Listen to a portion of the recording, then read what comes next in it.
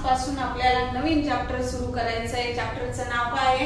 Fraction. आणि किती नंबरचं चॅप्टर आहे? 6 नंबरचा चॅप्टर आहे। तर आज आपण नवीन चॅप्टर मध्ये खूप काही नवीन शिकणार आहोत। पण बेसिक गोष्टी कोणत्या करणार आहे?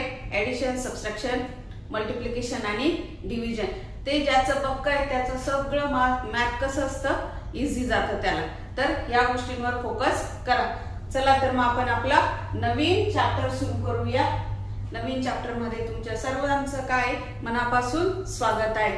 पहिला क्वेश्चन दिला आहे या चॅप्टर मध्ये, question number 1, compare the following fraction. आता कंपेअर करायला लावलं म्हणजे काय सांगायचंय? कोणतं स्मॉल आहे, कोणतं मोठं आहे, किंवा स्मॉल आणि बिगर सांगायचंय, किंवा छोटं मोठं, स्मॉलेस्ट अँड बिगेस्ट नंबर तुम्हाला कंपेअर करायचे। ज्याच्याकडे मगरीचं तोंड ते काय आहे?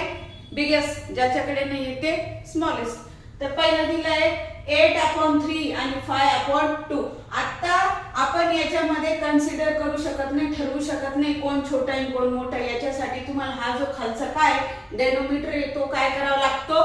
सेम करावा लागतो। मग आपल्याला काय या 3 आणि 2 चा काय एलसीएम घ्यावा लागतो। तर डायरेक्ट एलसीएम काढायचं, ते फॅक्टर नाही काढायचे। त्याची सोपी ट्रिक सांगते मी तुम्हाला। काय करायचं? 8/3 घ्यायचं। या 3 ला कितीने मल्टिपल करायचं? 2 ने, आणि खाली 2 ने केलं तर वरती 2 ने करायचं। आणि 5/2 ला कितीने मल्टिपल करायचं? 3 ने।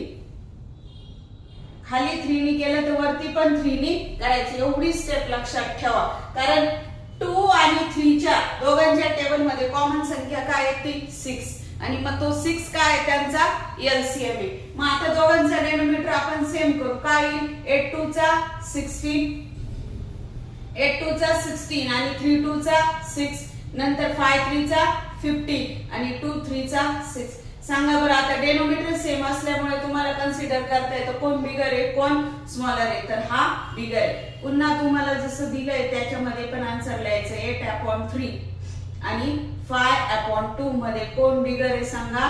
तर हा 8, आणि हे तुमचं आन्सर। समजलं? सोपं आहे की नाही? बघा 2 नंबरचा क्वेश्चन आहे आता इथं।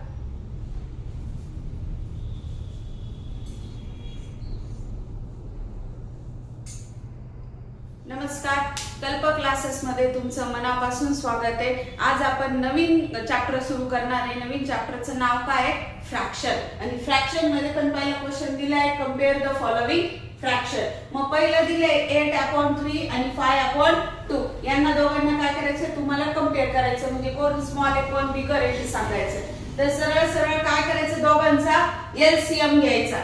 ते इथे लिहायचं, लिहिलं तरी चालेल, वी फाइंड एलसीएम असं लिहिलं तरी चालेल, नाही लिहिलं तरी चालतं। नंतर काय करायचं? या 3 ला 2 ने मल्टिपल करायचं आणि 2 ला 3 ने करायचं। बघा खाली 2 ने केलं तर वरती 2 ने करायचं। नंतर इथं 2 × 3 करायचं, खाली 3 ने केलं तर वरती 3 ने करायचं। मग 8 2 चा 16, 2 3 चा 6, 5 3 चा 15 आणि 2 3 चा 6। डेनोमिनेटर सेम झालाय। मग आता डेनोमिनेटर सेम असताना आपल्याला सांगता येतं बिगर कोण आहे?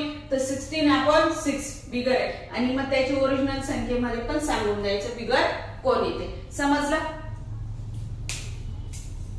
क्वेश्चन आहे, सेकंड क्वेश्चन मध्ये पण आपल्याला कंपेअर करायचं। काय दिलं क्वेश्चन? 4/9 आणि 3/7। मग इथं लिहून टाकायचं we find LCM। कशाचं एलसीएम काढायचं? 9 आणि 7 चा एलसीएम ऑफ 9 and 7। मग एलसीएम फाइंड करायचं म्हणजे ते फॅक्टर नाही काढत बसायचे, डायरेक्ट काय करायचं? 2 डिजिट आहे ना, 4/9 घ्यायचं आणि 3/7 घ्यायचं। ह्या 9 ला ह्या 7 ने मल्टिपल करायचं। खाली 7 ने केलं तर वरती 7 ने करायचं। 7 ला किती ने करायचं? 9 ने करायचं। खाली 9 ने तर वरती 9 ने। एवढं लक्षात ठेवा फक्त। आता दोघांचं सरळ सरळ मल्टिप्लिकेशन, 7 4 चा 28 आणि 9 7 चा दोघांचं एलसीएम किती होतो? 63। नंतर 9 3 चा 27 आणि हा 63। सांगा आता दोघांमध्ये ग्रेटर कोण आहे? हा ग्रेटर आहे।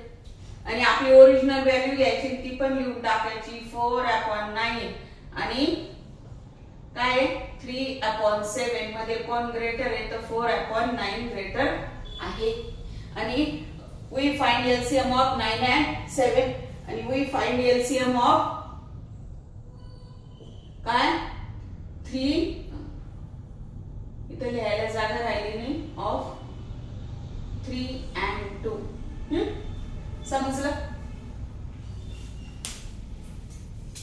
लास्ट नंबरचा क्वेश्चन 3 सेम तेच करायचं, कम्पेअर करायचं 7/10 आणि 9/14.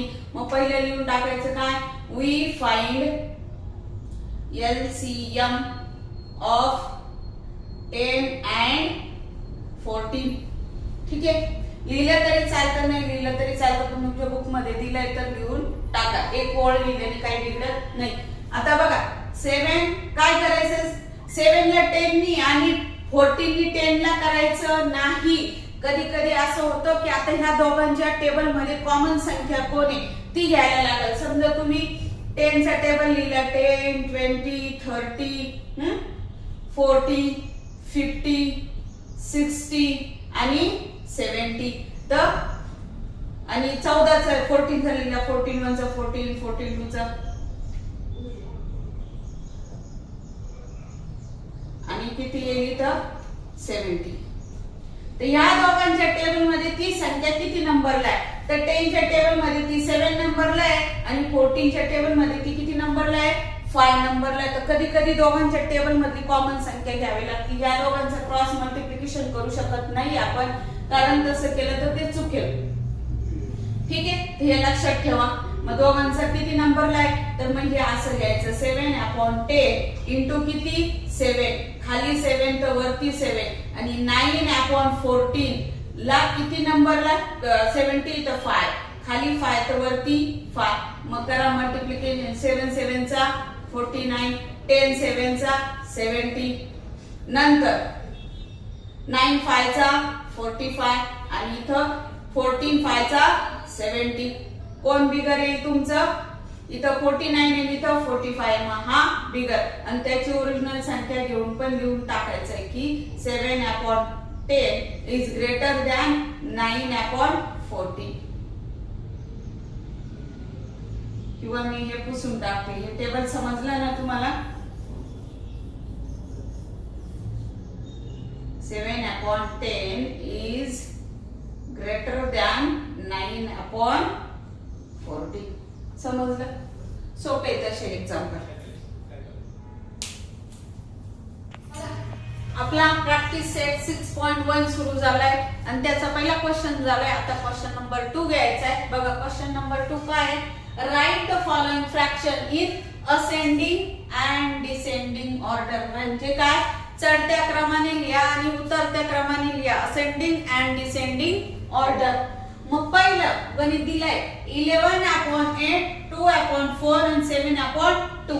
यांना कोणत्या याने लिहायचं आपल्याला असेंडिंग आणि डिसेंडिंग याने लिहायचं ऑर्डरने लिहायचंय. तर पहिलं काय करावं लागेल आपल्याला डेनोमिनेटर सेम करावं लागेल, लाईक फ्रॅक्शन मध्ये कन्वर्ट करावं लागेल.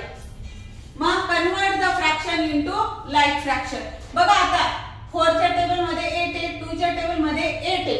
तर पहिलं जे आहे ना ते ऍज इट इज ठेवायचं आणि कन्वर्ट कुणाला करायचंय फक्त 2/4. तर आता 4 ला 8 बनवण्यासाठी कितीनी मल्टिप्लाय करावं लागेल 2 नी. खाली 2 नी तर वरती 2 नी करा. आणि 7 2 ला 8 बनवण्यासाठी 2 ला कितीनी मल्टिप्लाय करू आपण 4 नी. खाली 4 नी तर वरती 4 नी.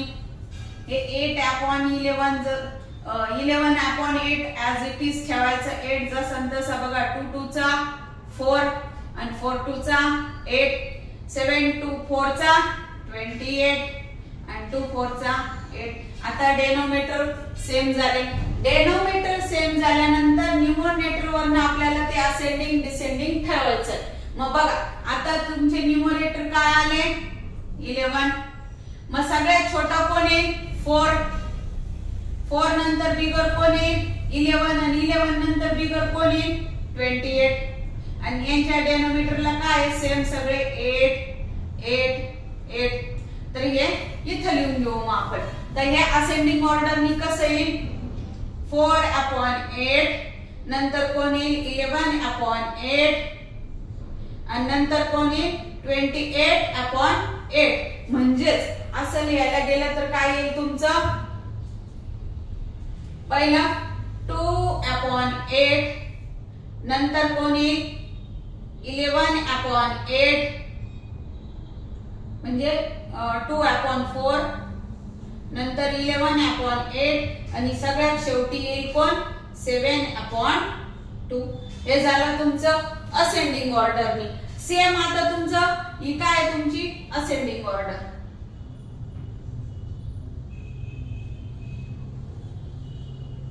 आणि सेम त्याचं उलट करायचं डिसेंडिंग ऑर्डर. तर सगळ्यात मोठं जे आहे ते कुठं येईल शेवटी, मग घ्या इथं 7/2 ग्रेटर 11/8 जसं तसं येईल आणि त्याच्यानंतर 2/4. हे काय आलं तुमचं डिसेंडिंग ऑर्डर. डिसेंडिंग ऑर्डर आहे की नाही, सोपं समजलं. हे तुमचं आन्सर आणि हे मी समजण्यासाठी इथं लिहिलेलं आहे, याची काही तशी गरज नाही. हे आपले एवढं एक्झाम्पल. पुढचं एक्झाम्पल बघू. हे बघून घ्या. बघा 16/9, 5/3 आणि 7/4 दिला. यांचं पण आपल्याला कसं लिहायचं आहे, असेंडिंग अँड डिसेंडिंग ऑर्डरनी लिहायचं आहे. मग आता अशा वेळेस बघा इथं काय हे 8 च्या टेबल मध्ये 8 या दोघांच्या टेबल मध्ये होता, म्हणून मी त्यांचं अनलाइक फ्रॅक्शनचं लाईक फ्रॅक्शन मध्ये कन्वर्जन करून घेतलं. मात्र इथं नाहीये 9 च्या टेबल 3 च्या टेबल मध्ये 9 आहे पण 4 च्या टेबल मध्ये 9 नाही. मग या तिघांचं आपण याच्यासारखं करू शकत नाही. यांचं काय काढावं लागेल आपल्याला एलसीएम. आणि 9, 3, 4 चा एलसीएम किती आहे 36. किती आहे 36. मग सांगा 16/9, 9 ला कितीने मल्टिपल केल्यावर 36 येईल 4 ने. 9 4 चा 36, तर खाली 4 तर वरती 4. नंतर 5/3, 3 ला कितीने मल्टिपल केल्यावर 36 येईल तर 12 ने. मग खाली 12 तर वरती 12. नंतर 7 शेवटचं 7/4, तर 4 ला कितीने मल्टिपल केल्यावर 36 येईल. तर इथं तुम्हाला माहिती नाही, मग किती घेणार तुम्ही 9. आता खालती 9 तर वरती 9, मल्टिप्लिकेशन करा या सगळ्यांचं. काय 16 4 चा 64, 9 4 चा 36, 12 5 चा 60, 36 आणि 7 9 चा 63 अपॉन ला येईल 36. बघा आता इथं न्यूमरेटर वरनं आपल्याला असेंडिंग डिसेंडिंग टाकायचं आहे. मग न्यूमरेटर मध्ये सगळ्यात छोटं कोण आहे, कोण आहे छोटंवाला 5. मग तुम्ही म्हणू शकता 5 पेक्षा मोठं कोण आहे 63. कोण 7, त्याच्यापेक्षा मोठं कोण आहे 16. या क्रमाने आपल्याला असेंडिंग ऑर्डर घ्यायची. मग लिहून घ्यायची, खाली लिहिलं तरी चालेल. तर मग कसं लिहिणार तुम्ही, सगळ्यात आधी येईल 60/36, त्याच्यापेक्षा मोठं कोण आहे 63/36 आणि त्याच्यापेक्षा मोठं कोण आहे 64/36. आणि या गणिताचे यांनी लिहिलं तर काय येईल, पहिलं 5/3 पेक्षा मोठं कोण आहे 7/4 आणि त्याच्यापेक्षा सगळ्यात मोठं कोण आहे 16/3. ही झाली तुमची असेंडिंग ऑर्डर. इथं म्हणायचं काय असेंडिंग ऑर्डर. कोण असेंडिंग ऑर्डर. आणि असेंडिंगच्या एक्झॅक्ट अपोजिट काय राहते डिसेंडिंग ऑर्डर. म्हणजे मोठं त्याला इथं घ्या 16/3, नंतर कोण आहे 7/4 आणि सगळ्यात छोटं 5/3. याला म्हणायचं काय डिसेंडिंग ऑर्डर. आलं लक्षात. हे आपलं नंबर 2 नंबरच्या क्वेश्चन मधलं पहिलं आणि दुसरं एक्झाम्पल. आता 4D काय त्याच्यामध्ये स्टेप जास्त आहे पण कॅल्क्युलेशन काही विशेष नाहीये. एक तर असं जर कोणीच कुणाच्या टेबल मध्ये नसेल तर सरळ एलसीएम काढा. आता एलसीएम काढायला शिकले की नाही तुम्ही. आणि असं जर असेल तर काय करायचं, लाईक फ्रॅक्शन मध्ये कन्वर्ट करायचं.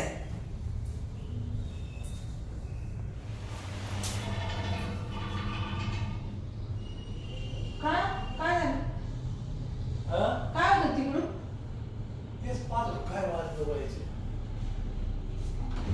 मला तर समोरून हे दिसलं. काय काठी वाजली, हिने वाजवली, काही कळत नाही त्यांना. फॅन बंद करा. आवाज येतात. आपला क्वेश्चन नंबर 3 घ्यायचा आहे. काय, सॉल्व. म्हणजे फक्त आपल्याला काय करायचं, ऍडिशन सबट्रॅक्शन करायची आहे त्याच्यामध्ये. आणि एक गोष्ट करायची, डेनोमिनेटर सेम नसला तर डेनोमिनेटर पहिला सेम करायचा आणि मग ऍडिशन किंवा सबट्रॅक्शन करायची आहे. या क्वेश्चन मध्ये पहिला एक्झाम्पल बघू. बघा 7/10 प्लस 3/10. डेनोमिनेटर चेक करायचं सेम आहे की नाही. सेम असला तर सोपी गोष्ट आहे. इज इक्वल टू डेनोमिनेटर काय आहे, सेम आहे. मग 7/, काय करायचं, दोघांसाठी एकच डेनोमिनेटर घ्यायचा, काय 10 आणि प्लस लिहायचं इथं 3. समजलं. आता 7 + 3 किती होईल, 10 आणि काय येईल 10/10 इज इक्वल टू 1. समजलं. कारण 10 वनचा 10 म्हणून आन्सर काय आला 1. दुसरा क्वेश्चन आहे 3/4 2/6. आता इथं मात्र डेनोमिनेटर सेम नाहीये, मग आपल्याला डेनोमिनेटर सेम करावा लागणार आहे. मग सेम कसा करायचा, 4 आणि 6 चा काय एलसीएम घ्या आणि इथं दोघांच्या टेबल मध्ये कॉमन संख्या काय आहे 12 आहे. मग 4 च्या टेबल मध्ये 12 किती नंबरला आहे, 3 नंबरला. खाली 3 तर वरती 3 करा, किंवा एक स्टेप आपण खाली घेऊ आधी. खाली 3 तर वरती 3. आणि 6 च्या टेबल मध्ये 12 किती नंबरला आहे, 2 नंबरला आहे. तर 6 × किती करायचा 2, खाली 2 तर वरती 2. मग बघा 3 3 चा 9 इक्वलचं साइन देत राहायचं. 4 3 चा 12 प्लसचं साइन जसं तसं. आता 2 2 चा 4 आणि 6 2 चा 12. डेनोमिनेटर सेम झाला की दोघांसाठी एकच डेनोमिनेटर वापरायचा. म्हणजे किती 12 आणि 9 + 4 किती होतील तुमचे, इथं लिहिते आता मी. इज इक्वल टू किती 9 + 4 13 आणि 13/12. आता याला आहे ना तुम्ही मिक्स फ्रॅक्शन मध्ये कन्वर्ट करू शकता आणि किंवा हे 13/12 पण जसं तसं लिहू शकता.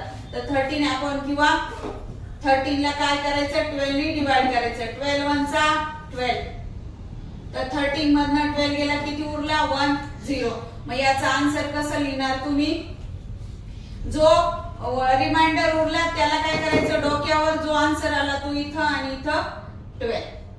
तर 12 वनचा 12 आणि 1 13 असंही लिहिलं तरी चालतं आणि हे पण आन्सर बरोबर आहे. तुम्हाला टीचरनी जर मिक्स फ्रॅक्शन मध्ये कन्वर्ट करायला लावलं तर असं करायचं आहे. 3rd नंबरचा क्वेश्चन आहे बघा. काय आहे 1/3 + 7/5. इथं पण डेनोमिनेटर सेम नाहीये, मग आपल्याला करावं लागेल प्लसचं साइन 7/5. मला सांगा 3 आणि 5 च्या टेबल मध्ये कॉमन संख्या काय आहे 15. मग डायरेक्ट 3 ला 5 ने करायचं, खाली 5 तर वरती 5. 5 ला 3 ने करायचं, खाली 3 तर वरती 3. इज इक्वल टू 1 5 चा 5, 3 5 चा 15 प्लस 7 3 चा 21 आणि 15. आता दोघांसाठी 1च 15 घ्यायचा. 5 + 21 किती येतील, इथं लिहिते मी आता. इज इक्वल टू किती 26/15. तुमचं काय आन्सर. आणि शेवटचा क्वेश्चन आहे बघा याच्यामधला 3/10 आणि 4/5. इथं पण डेनोमिनेटर सेम नाहीये, प्लस 4/5. तर 5 च्या टेबल मध्ये 10 आहे. मग इथं काय करायचं, फक्त तुम्हाला 5 ला 10 बनवायचं, 10 ला 10च राहू द्यायचंय. तर काय करायचं, 10 ला काही नाही केलं तरी चालेल. 5 2 चा 10 आणि इथं काही नाही केलं तर 1 नी मल्टिपल करा म्हणजे संख्या चेंज होत नाही. 3 1 जा 3 10/10 प्लस 4 2 जा 8 आणि 5 2 जा 10 झाले का सेम. आता बघा इज इक्वल टू दोघांसाठी एकच 10 घ्यायचा आणि 3 प्लस 8 इज इक्वल टू किती 11. मग काय आन्सर आलं 11/10 आणि हे तुमचं आन्सर. किती गणित घेतले मी 1 2 3 4. क्वेश्चन 5 नंबरचा क्वेश्चन आहे. आता आपण आधीचे 4 क्वेश्चन काय शिकलो ऍडिशन. आता सबट्रॅक्शन दिलेलं आहे तर हे तर सोपंच आहे. डेनोमिनेटर सेम इन सबट्रॅक्शन करायचं काहीच करायचं नाही. डेनोमिनेटर सेम असलं दोघांसाठी 1 घ्या आणि 5 - 2 लिहा. 5 मधनं 2 गेला किती उरला 3/3 इज इक्वल टू आन्सर किती 1. सगळ्यात इझिएस्ट क्वेश्चन होता. नंतर 3/5 3/7 तर बघा इथं डेनोमिनेटर सेम नाहीये आपल्याला करावं लागणार आहे 3/7. तर बघा 7 आणि 5 च्या दोघांच्या टेबल मध्ये एक संख्या कॉमन आहे कोण 35. तर 5 ला 7 नी करायचं खाली 7 तर वरती 7 आणि 7 ला 5 नी खाली 5 तर वरती 5. 3 7 चा 21 आणि 5 7 चा 35 मायनस 3 5 चा 15 आणि 5 7 चा 35. तर बघा इथं घेतले आता मी इक्वल. आता डेनोमिनेटर सेम झालाय तर दोघांसाठी डेनोमिनेटर एकच घ्या आणि 21 मायनस 15 इथं कॅरीचं सबट्रॅक्शन आहे. शेजारी केलं तरी चालेल जमलं नाही तर 1 चं किती झालं 11 मधनं 5 गेले 6 आणि 2 चं 1 झालं 1 मधनं 1 गेला 0. तर किती आला आन्सर तुमचं 6/35.